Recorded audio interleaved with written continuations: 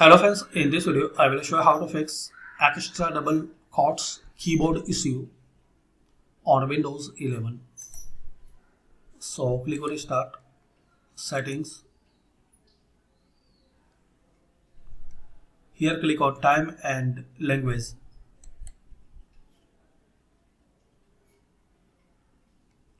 Now click on Language and Region.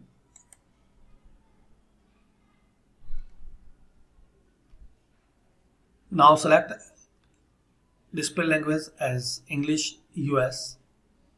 Then click on these three dot language options. And here guys, click on add a keyboard and select this keyboard US QWERTY.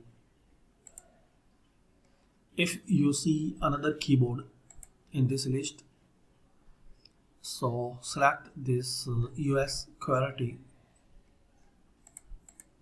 Like if you not have this keyboard, so add a keyboard.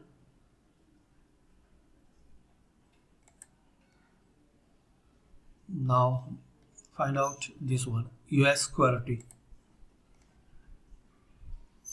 Now close and restart. So thanks for watching. Using this method you can fix and resolve extra double quotes keyboard problem. Please comment this method work for you or not.